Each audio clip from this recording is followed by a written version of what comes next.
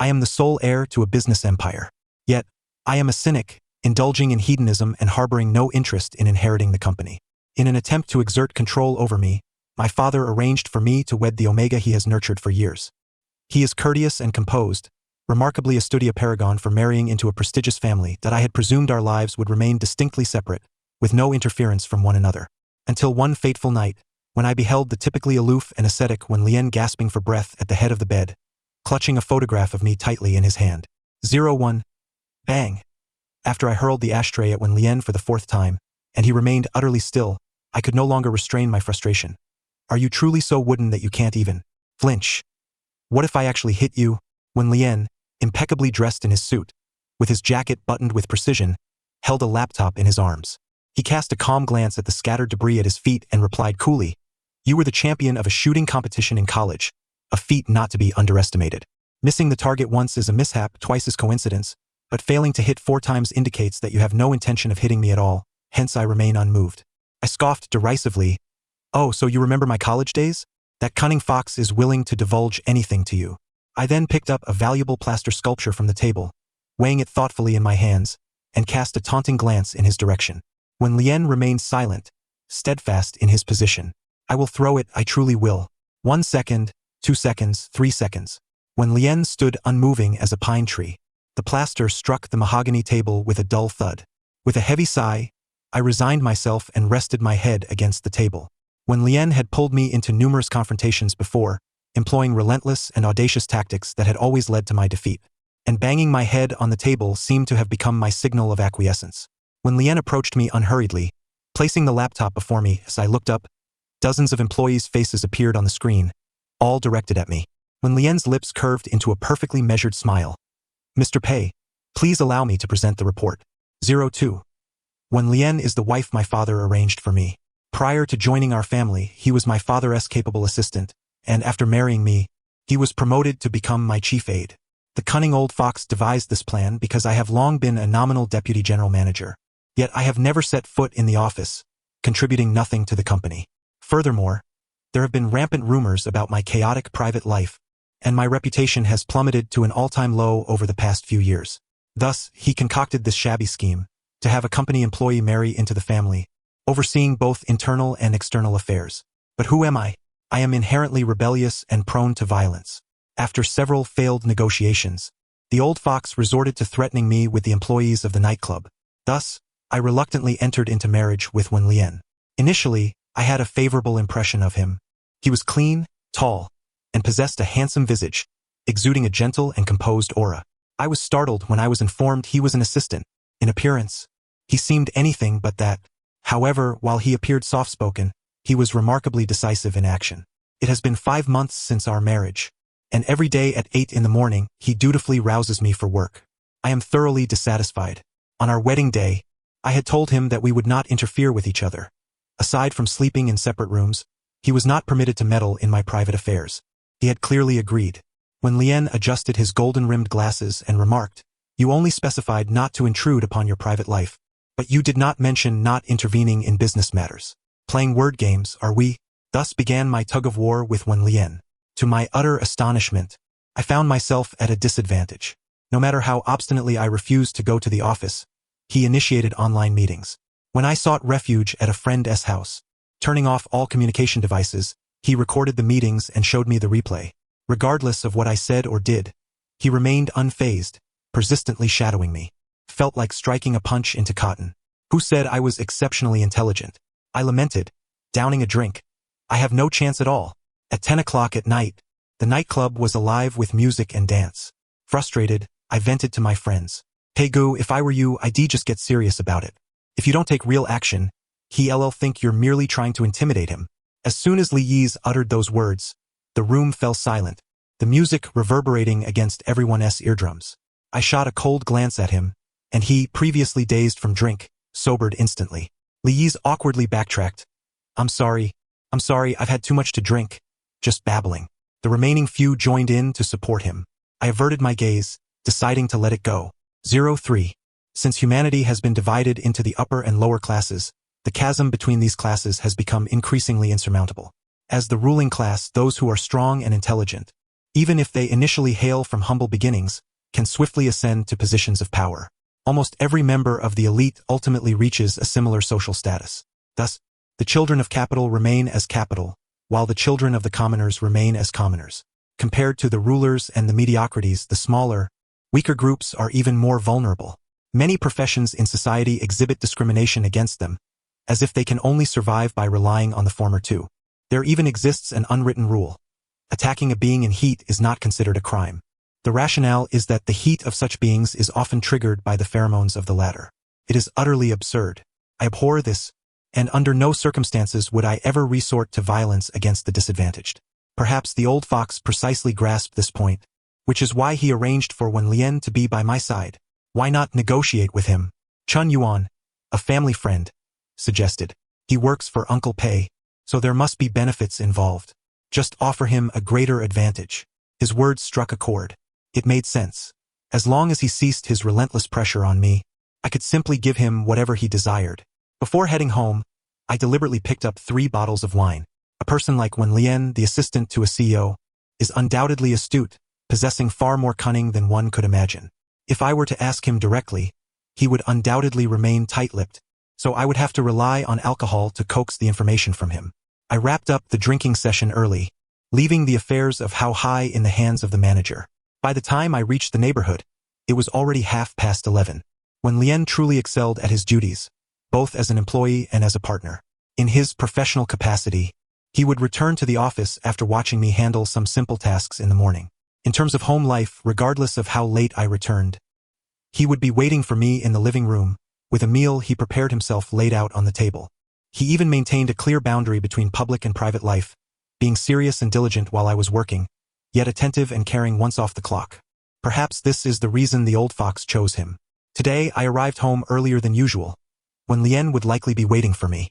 I entered using my code, only to find the living room shrouded in darkness, with no sign of Wen Lian. Just as I was about to turn on the light, I faintly heard a series of short, breathy sounds. The source of the noise seemed to be my bedroom. The door was not fully closed, and a sliver of light seeped through the crack. I crept closer, and the closer I got, the clearer the sounds became, like a mix of satisfaction and restraint in a moan. My chest tightened. Could it be that Wen Lian was inside? With growing apprehension, I approached the door. Through the narrow gap, I beheld a shocking sight.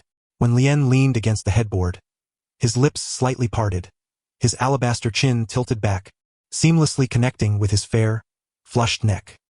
His once pristine shirt lay in disarray across him, and perhaps due to overwhelming excitement, his chest bore 2 crimson spots, as if they were about to bleed. He wore headphones and remained oblivious to the fact that the owner of the room had already returned. I could not see his full figure, but my vivid imagination filled in the gaps. Was he in his heat phase? Wen Lian's voice, increasingly heavy, struck against my nerves, and I realized my ears were burning, my mouth parched. Was the person inside truly Wen Lian? The cool, courteous, and seemingly chaste Wen Lian?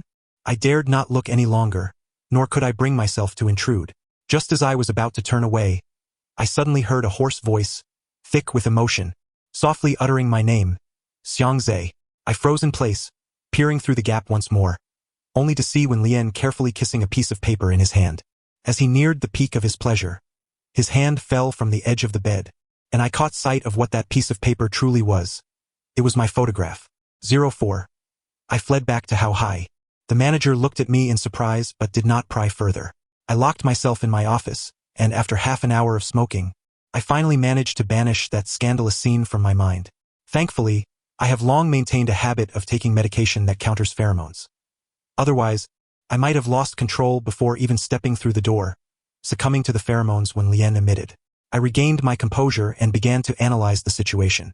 It seems that Wen Lian had entered his heat phase and was attempting to alleviate it using the scent of my pheromones. After all, without a partner, those in heat either resolve the matter completely with suppressants or seek relief through the pheromones of others. This is why Wen Lian was in my bedroom, where my pheromones were most potent. But why was he kissing my photograph? Did alleviating his heat require visual stimulation as well? I was utterly perplexed. The club closed at 7 in the morning, and I drove home. Before entering, I took a deep breath, reminding myself to remain calm. As soon as I opened the door, the aroma of food wafted into my nostrils. Wen Lian, dressed casually and adorned in a cartoon apron that clashed with his demeanor, was cooking in the kitchen with remarkable efficiency. "You're back. Breakfast will be ready soon. You should take a shower first." When Lien, wielding a spatula, greeted me with a smile that was as flawless as ever. Since we began cohabitating, Wen Lien has never exhibited a single flaw. Even during what I had anticipated to be a troublesome feverish period, he maintained an unremarkable demeanor, consistent with his daily self. Consequently, I often forget that he is, indeed, at this moment, witnessing his current state. I even begin to question whether the scene I glimpsed last night was merely a figment of my imagination. After showering, Wen Lien was already waiting for me at the dining table. A glance at the dishes laid out revealed a meticulous selection tailored to my dietary preferences. Young Pei, the head of the Pei family, mentioned that there is a family gathering tonight. My second cousin has returned from abroad, and he insists we visit the ancestral home. When Lien stated during our meal, "You can go back by yourself," I retorted, "But the head insists that I must bring you along." When Lien clarified, "You two brothers haven't seen each other in ages, and besides, your second cousin has successfully managed the company abroad and wishes for you to learn from his experience." My impatience flared as I was about to decline once more, but upon meeting Wen Lien's clear gaze, the words of refusal momentarily eluded me. Yet, I did find the relatives from that side of the family rather bothersome. "Is this my first time accompanying you back to the ancestral home? Are you really going to leave me to face the elders alone?" Wen Lien looked at me with an innocent semblance of grievance, his eyes glistening with unshed tears. I couldn't help but recall the look in his eyes last night, shrouded in desire. "I will accompany you back, but today, I must not be burdened with reviewing those wretched company documents." I proposed a condition. When Lien nodded readily. "Is that for real?" His swift acquiescence left me somewhat incredulous. Could this lad be harboring some ulterior motive? Of course it's true. After all, today is the weekend, and you need not attend to work. When Lien's smile blossomed, dispelling the earlier hint of grievance, I was momentarily taken aback. At 6 o'clock tonight, young Pei must keep his promise. When Lien beamed, his eyes sparkling as he retreated to the bedroom amidst my astonishment. Perhaps it was not that Wen Lien was overly astute, but rather that I was exceedingly foolish. The ancestral home, situated far from the city, lay nestled in the mountainous outskirts. I relinquished the car keys to Wen Lien and settled into the passenger seat to catch some rest. Thanks to him, as soon as I lay down, my thoughts drifted to his figure leaning against my bedside, and I found myself unable to truly relax. "Young Pei, we should arrive at the ancestral home in about 15 minutes. You might want to wake up to avoid catching a chill from the wind when we disembark." When Lien gently roused me from my slumber, half awake, I glanced over to see him attentively observing the rearview mirror. Just yesterday I had called him Xiangzhe, and today he was back to being Young Pei. I silently scoffed. When Lien, unaware of my musings, maintained his impeccable smile, both formal and considerate. Although I recognized his remarkable social grace, witnessing it firsthand was nonetheless astonishing. The Pei family is numerous, and the notion of meeting relatives has always been a nightmare for me. Yet, at this gathering, Wen Lien seemed to recognize nearly everyone who approached to exchange pleasantries, effortlessly navigating the social interactions with eloquence and poise, ensuring both the guests were delighted and he himself did not appear obsequious. "You've been staring at me for quite a while. Is there something on my face?" When Lien finally broke the silence when we found ourselves alone, it dawned on me that my gaze had lingered on him for some time. "Doesn't that tire you?" I inquired. His hand, poised with a glass, momentarily faltered in the air as he responded, perplexed. "What do you mean? You seem to navigate social waters with such ease, leaving no room for error." Merely observing him was exhausting. "Young Pei, meticulousness is my life philosophy. I see no issue in being thorough," When Lien replied after a moment of contemplation. A knowing smile graced his lips, or perhaps, I am rendering Young Pei bored? The label boring indeed fit the orderly Wen Lien well. But what truly constitutes interesting? I recalled the passionate way he had kissed my photograph. A sudden, inexplicable surge of irritation welled within me. "Since you are so thorough, why not help me fend off drinks later?" I remarked, my demeanor slightly aloof. Wen Lien, perceptive to emotional cues, sensed my sudden shift in mood but nodded in agreement nonetheless. After a few rounds of drinks, the true protagonist finally made his tardy entrance. My cousin, Tao Yu, who is of the same age as I, is the only son of my aunt. After graduating from university, he went abroad to manage the family branch. I heard that he, much like myself during our school days, was rather lackadaisical, but somehow he had an epiphany and, upon taking charge of the branch, saw its performance soar. Tao Yu approached directly, raising his glass to toast with me. When Lien, ever quick to react, intercepted, "I'll handle it." By then, when Lien had already shielded me from several rounds of alcohol, his fair complexion tinged with a subtle blush. "Who is this?" Tao Yu inquired, perplexed as he looked at me. Though when Lien had a decent tolerance, he was visibly affected and, for once, skipped the customary pleasantries with Tao Yu, hastily downing his drink instead, licking his lips in a manner that suggested he was left wanting for more. Would he turn into a lightweight when tipsy? I couldn't help but feel a playful urge to tease Wen Lien. So, I pulled him closer and introduced him to Tao Yu. "This is my dear treasure." Upon hearing this, Wen Lien froze in my embrace. With a mischievous glint, I tightened my hold on him, leaning closer to his ear and intentionally whispering, "Treasure, why don't you greet your second cousin?" "Hello, second cousin," Wen Lien replied, his demeanor surprisingly obedient, perhaps influenced by the slight intoxication. Tao Yu chuckled awkwardly. So this is your, As the son of a prominent family, he struggled to articulate Wen Lien's relationship to me. "Treasure," I reiterated. Yes, right, treasure?" Tao Yu stammered. I nodded emphatically. Tao Yu's face grew increasingly awkward, prompting him to hastily change the subject, rambling on about his business success. I listened with half-hearted interest while Wen Lien appeared thoroughly engaged. "Hey Xiangze, I heard from my uncle that you're still achieving nothing. Isn't that a disgrace to the family?" Tao Yu's words dripped with smugness. He had always been this way, eager to compete with me, and now that he was thriving in his role, he relished the chance to gloat while I remained the carefree scion. "But I've heard that the Tao branch only improved after the Jiang family invested, and the current head of the Jiang family is Jiang Yaru, isn't that right?" Before I could speak, Wen Lien interjected. "Didn't she contribute to that success?" Tao Yu was momentarily taken aback. I was equally stunned. This lad was certainly not merely tipsy. He seemed utterly bewildered. "However, it is indeed rumored that the Tao family seeks to ally with the Jiang family." Well, she certainly deserves some credit," Tao Yu replied, his face darkening, the smile strained. "No worries, cousin. As a moderate, being able to claim half the credit is commendable.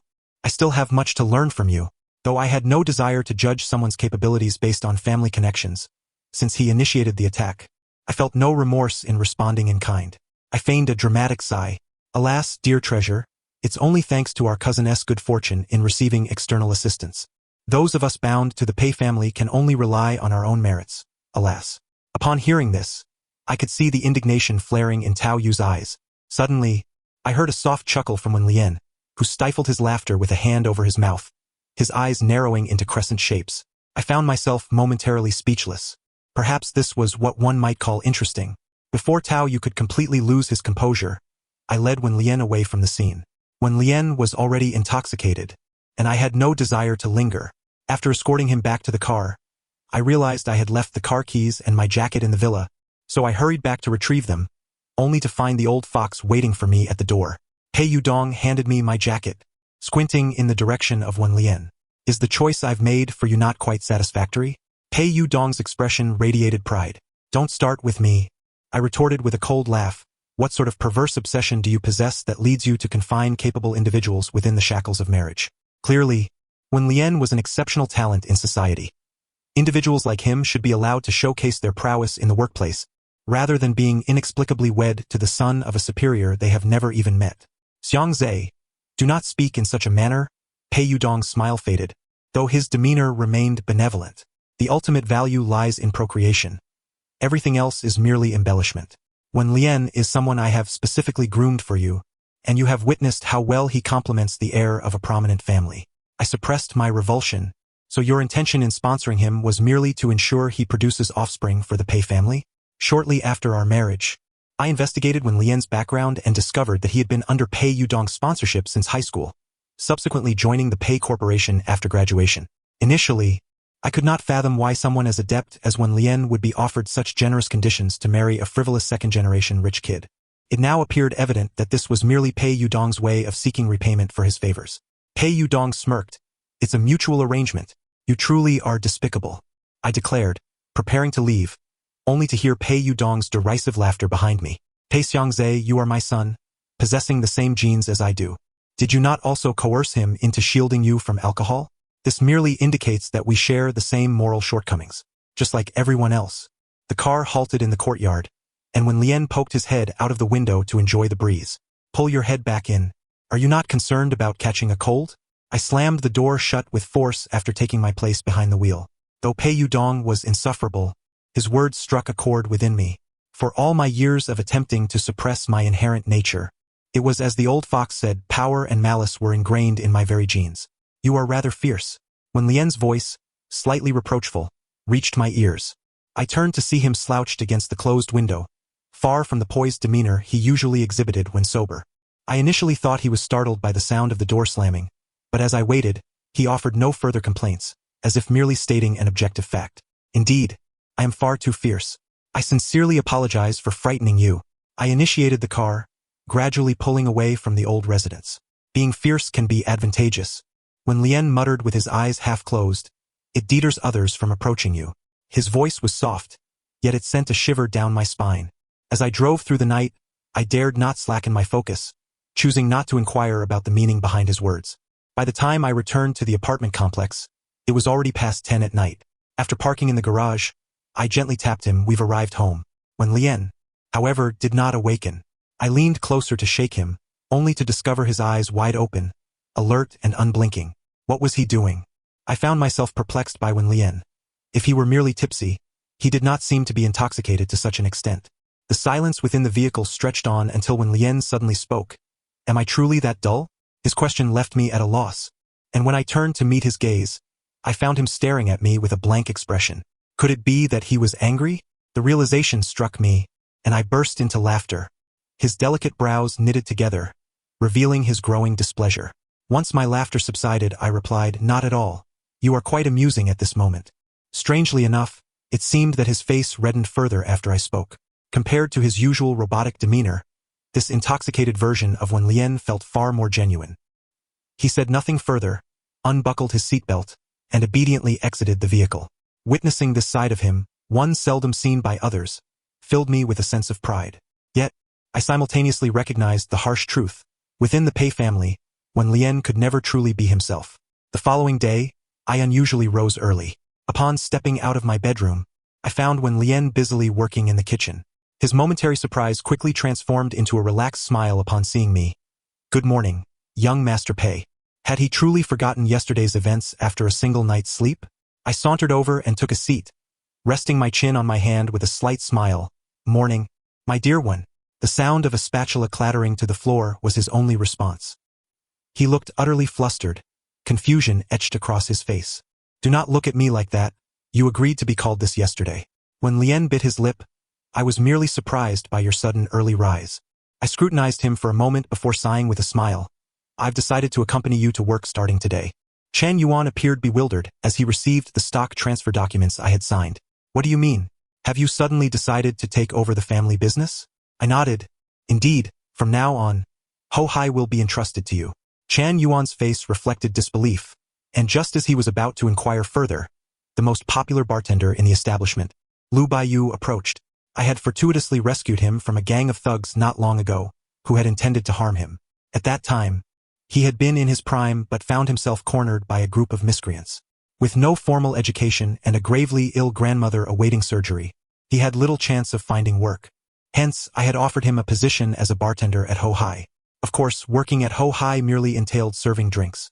Should any customer attempt to harass the staff, they would be swiftly ejected by security. This was a principle I had established when founding the nightclub. "Brother Xiangze, are you truly not going to take over Ho Hai anymore?" Lu Baiyu asked, his eyes filled with longing. "No, not in the immediate future. Rest assured. Chen Yuan is a close friend of mine. He will not allow anyone to mistreat our staff," I reassured him. After all, having gone through such an ordeal, it was understandable that he might feel uneasy about my departure. Lu Baiyu opened his mouth, but no further words came. Once I had settled all matters concerning Ho Hai, I devoted my full attention to the Pei Corporation. When Lien, being a graduate of a prestigious university, was quick to convey information in a manner I could easily grasp. His astonishment at my sudden enthusiasm was apparent, yet it filled him with delight, prompting him to diligently hand over his responsibilities to me. It was then that I learned he had been juggling 2 jobs. Pei Yudong, that cunning fox, paid him for only 1 job despite his double workload. Was there a more despicable capitalist than he? "Young Master Pei, if you continue at this pace, it won't be long before you can operate independently," when Lien remarked. After 3 grueling months of non-stop work, We finally managed to leave the office punctually at closing time. As he drove, Wen Lian provided a summary of the past few months. The scenery outside the window transformed rapidly as we entered the neighborhood. Wen Lian, if you were not working at the Pei Corporation, what would you want to do? I inquired as we stood in the elevator. Wen Lian pondered for a moment. I have not considered that, as my previous aspiration was to work at the Pei Corporation. Previously, he nodded, probably during my junior or senior year in high school, shortly after the Pei Corporation went public. A sigh of relief escaped my lips. In that case, his current situation might not be as dire as I had imagined. After dinner, I intended to invite Wen Lian for a game to unwind from the fatigue of recent days, but he received a phone call and picked up his laptop to retreat to his study. Aren't I your superior?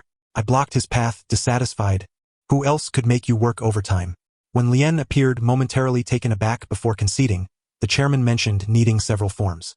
President Pei said, is there anything you have said yourself apart from what he has stated? The sudden surge of anger left Wen Lian at a loss, and even I was taken aback by my own emotions. Wen Lian blinked, grasped my sleeve, and gently reassured me, do not be angry. I shall not complete the form. How about we play a game instead? I shrugged off his hand. Forget it.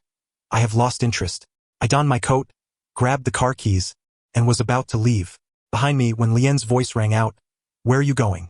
That's none of your concern. This was indeed a cathartic misdirection of anger. As I settled into a booth at how high, clarity washed over me, followed by a wave of regret tinged with guilt. Why had I unleashed my ire on Wen Lian? Was it merely a matter of completing a form or postponing our gaming for a while? Was it truly necessary to raise my voice at him? Perhaps the mounting pressures of work had rendered me increasingly unable to temper my temper, especially in Wen Lian's presence. Despite his countless acts of kindness towards me, the sight of his ever-optimistic smile ignited a spark of frustration within me. Are you approaching your sensitive period? Chen Yuan finally broke the silence, observing my conflicted demeanor. Sensitive period? Upon reflection, the timing seemed about right. But this reaction is rather extreme. You know, I have been taking pheromone resistance medication, and I have never experienced such emotional upheaval before. As the words left my lips, I suddenly recalled that I had indeed been so absorbed in my busyness that I had forgotten to take my medication. That certainly explained a lot. Xiangze, you've come all this way. Why not relax with a drink? Lu Baiyu had somehow taken a seat beside me. I was reminded of that night in the old residence when Wen Lian had laughed so heartily in my embrace. I felt a moment of distraction, suddenly understanding why I had felt such irrational anger toward Wen Lian. It was merely because I had witnessed his vibrant self and was reluctant to see him revert to his former state. I had thought that by acquiescing to Pei Yedong's admonishments, I could liberate Wen Lian from his control. Yet, the reality remained that Wen Lian continued to heed that man's words. Xiangze, your sudden decision to take over the company isn't influenced by Wen Lian, is it? Chen Yuan conjectured, perhaps due to the prolonged absence of my grievances about Wen Lian and my evident insecurity. Why would I be concerned about him? I am doing this for myself. It was merely an attempt to ease my own heart, so I did not wish to see Wen Lian caught in the crossfire. An idea suddenly struck me, prompting me to turn to Lu Baiyu. Little Lu, I have a question for you, though feel free to refrain from answering if it offends you. Lu Baiyu stared at me, his cheeks flushed from the alcohol. He shyly nodded. Do you require an object of fantasy during your heat? The question escaped my lips, leaving Chen Yuan and Lu Baiyu momentarily frozen in disbelief. After a long pause, Chen Yuan finally spoke. I knew you were audacious, but I didn't expect you to be this bold. Lu Baiyu's face had turned a deep shade of crimson. Generally, it's not necessary, and if there is one, it would be someone desirable. The last part of his sentence was barely audible. Is it possible that one merely seeks a visual or imaginative stimulation? Hence the object could be anyone? Chen Yuan looked at me with amusement. You are quite the character. Do you think of me during your heat? The thought of that imagery made me feel as if I had swallowed something vile. What's wrong? Is there someone in your vicinity who views you as an object of desire? Chen Yuan chuckled meaningfully. No, just asking out of curiosity. With that, I stood to adjust my coat. Xiangze, are you heading back? Lu Baiyu stood up quickly, seeming reluctant. Chen Yuan inquired, aren't you going to stay a bit longer? I shook my head and sighed. I cannot linger. After all, I am a man with a family. Now I must return to apologize to my dear Bao Bao. I decided it would be more prudent to inquire directly with the person concerned. My heart raced as I made my way. Merely speculating that Wen Lian might harbor feelings for me was enough to send my mind into a whirl. I picked up 3 bottles of wine, selfishly hoping to catch a glimpse of the one Lien who had been so animated that night. Upon seeing him, I would first apologize for my misplaced anger. With this thought, the elevator doors opened, and a strong floral fragrance assaulted my senses. This was his pheromone. I instinctively tried to cover my nose to stave off the overwhelming scent, but it was too late. My body ignited with heat, and a dizzying haze enveloped my mind. I forced myself to open the door, and as expected, the concentration of pheromones surged to an entirely new level. You have finally returned, when Lien gasped, crumpling to the floor, his features betraying a delicate flush from the heat. The suppressants lay scattered on the coffee table not far from him, likely overlooked as the onset of his heat had caught him off guard, leaving him no time to inject the medication. No one knew how long he had been in agony on the floor. Upon seeing my return, a glimmer of hope ignited in when Lien's eyes. "Little President Pei, please pass me the suppressants." I stood frozen, approaching the coffee table, my heartbeat resonating in my ears. When Lien's pheromone was nearly incapacitating my mind, the flesh at the nape of my neck felt scalding. Yes, I should indeed hand the suppressants to Wen Lien. This way, we could both escape the torment of our heat.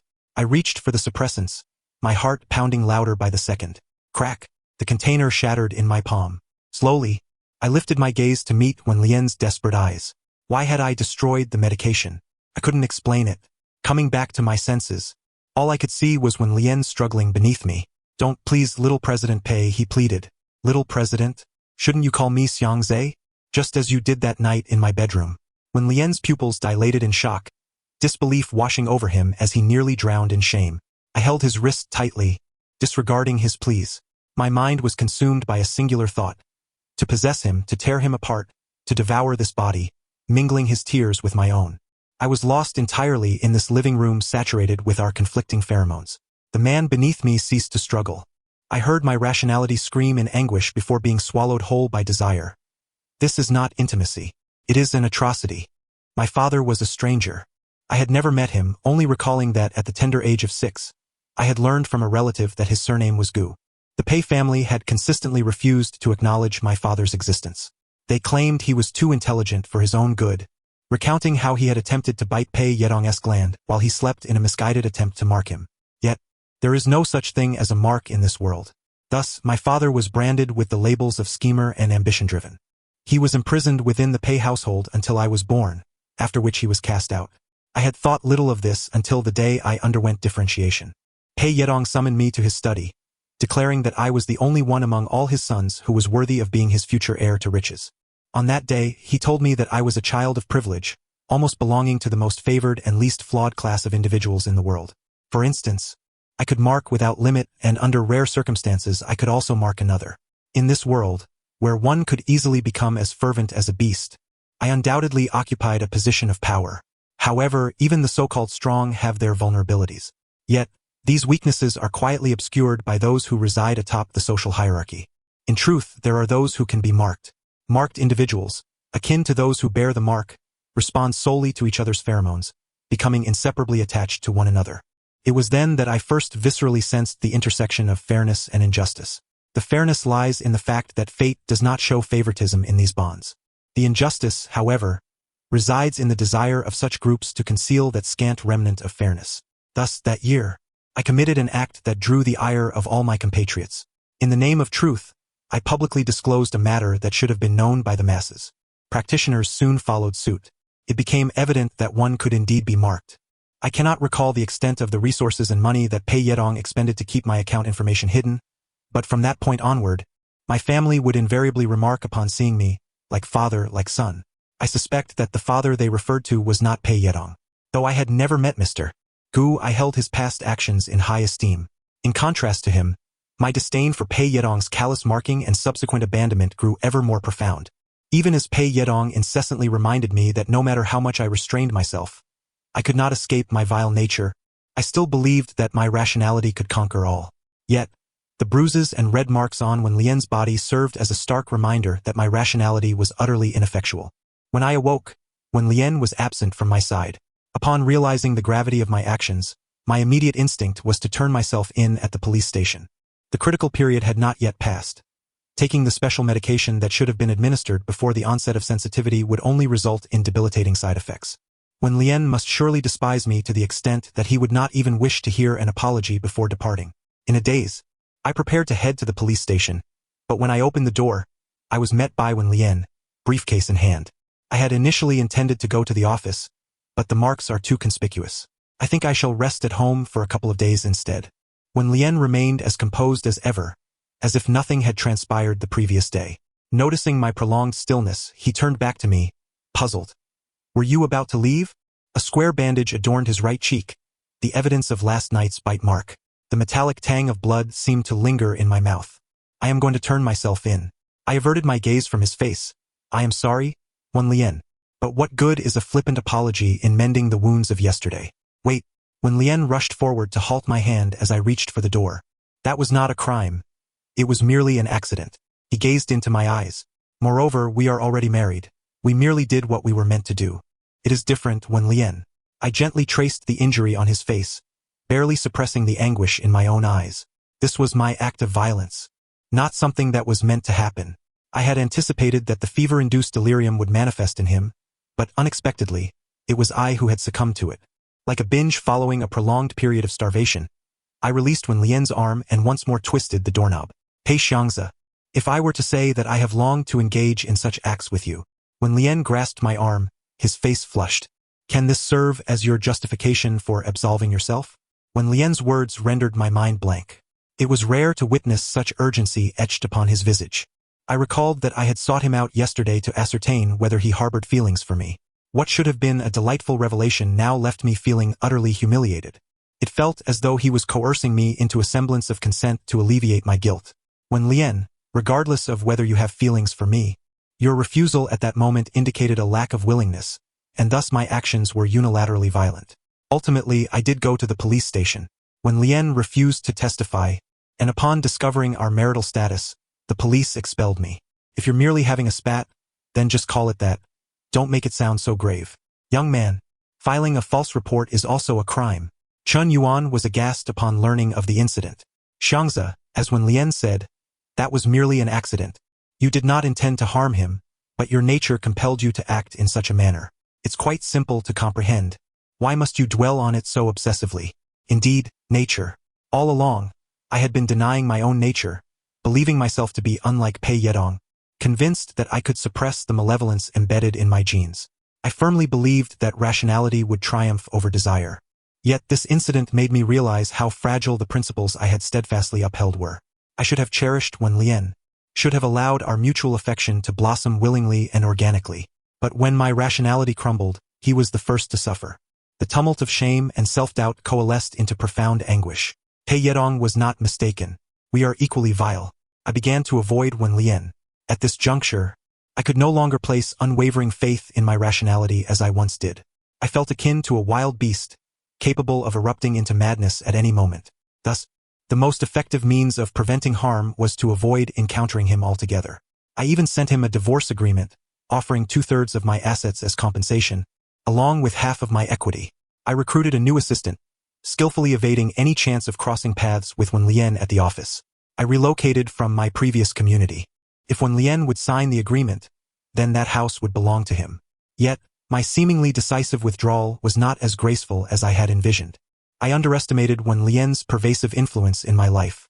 It turned out that when another person enters one's life, even for just a year, it becomes a habit. Living alone was fraught with withdrawal symptoms. Thus, when I encountered Wen Lian in the garage, I instinctively yearned to rush forward and embrace him, but I restrained myself. After more than a month apart, the wounds on Wen Lian's face had healed, yet he appeared somewhat more agitated than before. Young Master Pei, you are indeed difficult to find, Wen Lian exclaimed with teeth clenched, completely disregarding his previous calm demeanor. I toiled tirelessly to teach you how to take over the company, and you wish to discard me once you've made use of me? He looked at me with a mixture of exasperation and amusement. No, that was not my intention, I stammered, staring at him in astonishment. How did you manage to find me? I inquired among your friends, and ultimately it was Chun Yuan who informed me. Wen Lian sighed. I cannot fathom what is going through your mind, but my declaration of love for you that morning was genuine, devoid of any ulterior motives. He furrowed his brow reproachfully. I thought you might have had some reaction, yet not only did you reject my confession, you turned around and went to the police station.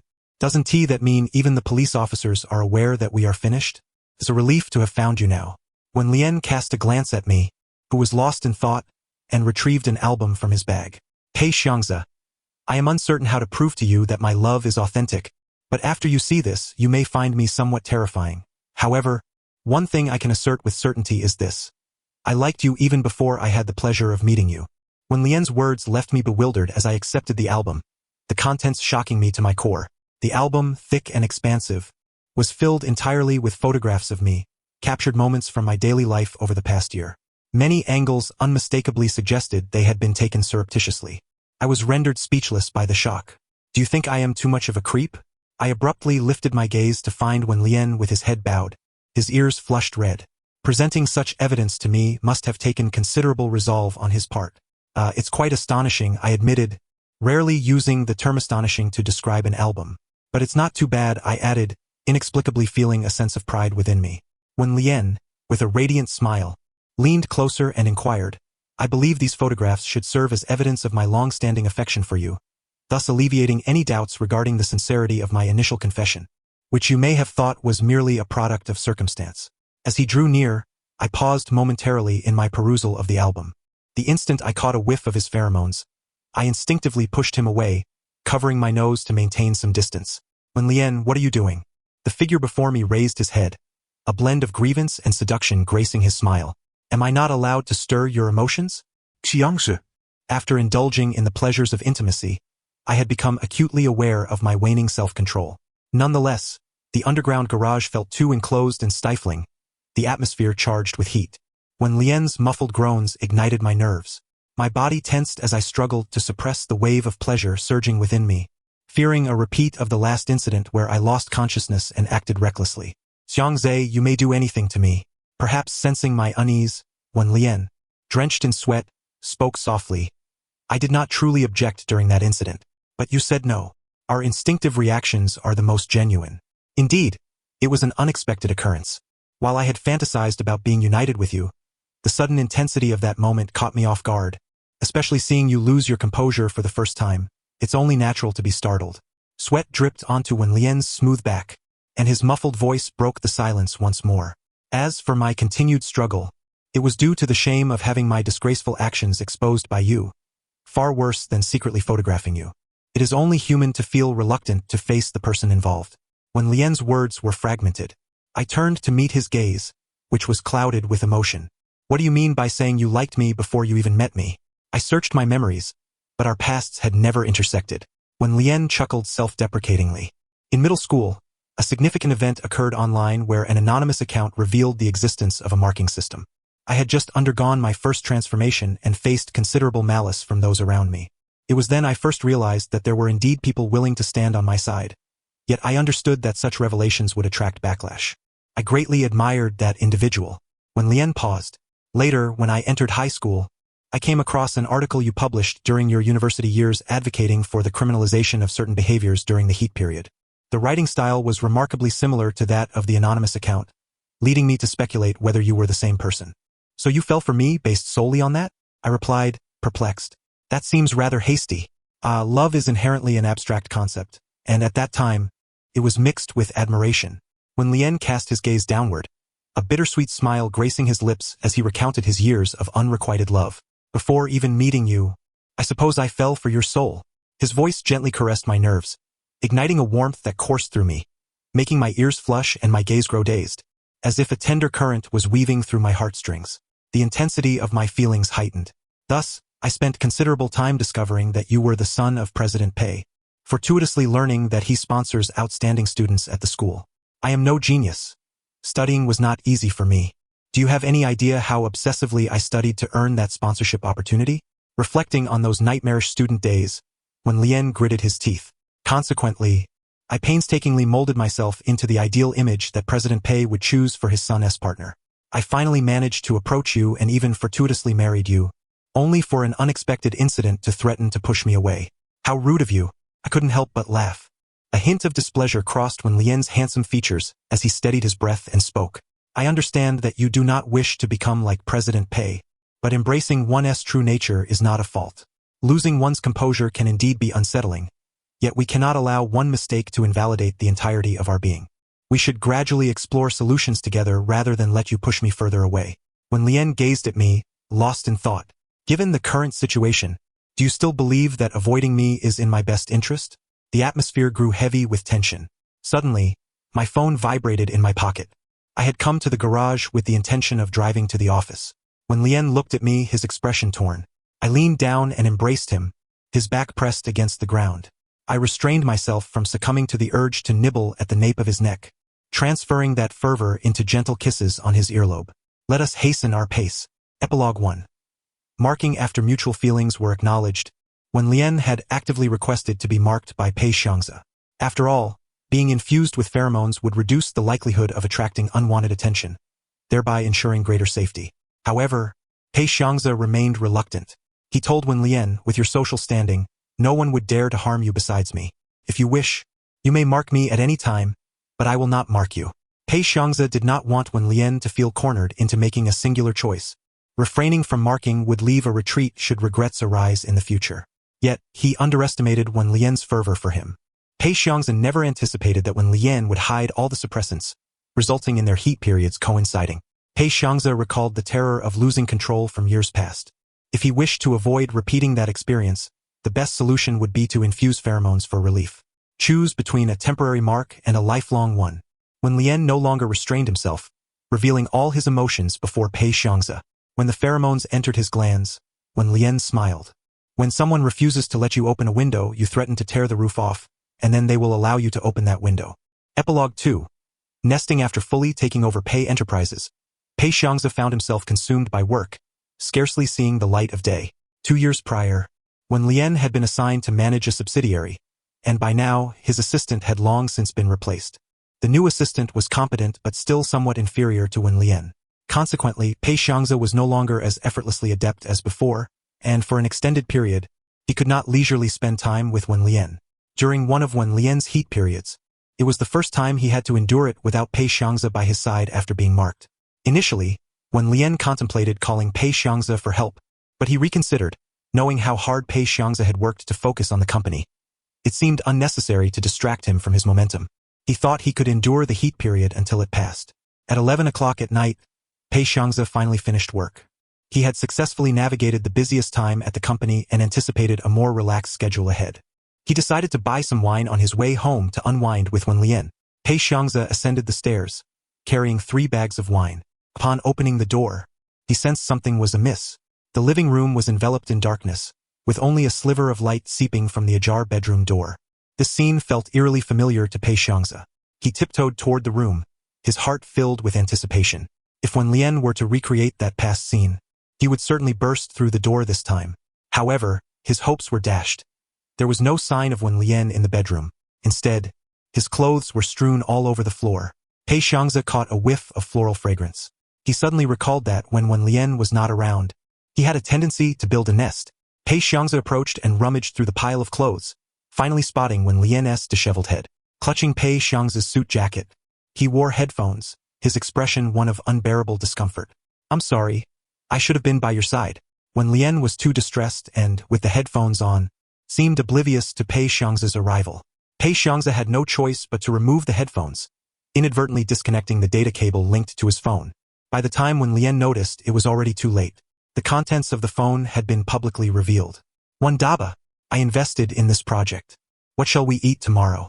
That old man made you work overtime again? Each sentence emerged from the device, leaving Pei Xiangzi rooted to the spot, struck by the familiarity of the voices. President 1, what is happening? Wen Lien's face flushed crimson, overwhelmed by embarrassment as he burrowed back into the pile of clothes. I recorded it because I wanted to hear your voice. Is that so wrong? Pei Xiangzi sighed. Who could fathom the time he had spent correcting Wen Lien's habit of surreptitious recording? How long would it take to amend his inclination for such audios? Do you think I'm perverted? Wen Lien's voice was barely a whisper. It's a bit shocking, but not excessively so. After all, there was already a voluminous album of cherished memories preceding this moment. Pei Xiangzi gently extracted him from the garments and pressed a kiss to the corner of his lips. Next time something like this happens, just tell me directly. I will come back to be with you. Wen Lien nodded, as the longing accumulated over the days manifested in tangible actions within the confines of their bedroom. The following day, Pei Xiangzi found himself lost in thought as he gazed at the bottle of wine on the table. Why was it that he could never partake in the wine he had brought home? The end of the narrative. Thank you for listening. If you enjoyed it, please consider subscribing and liking to support us. Until we meet again in the next story.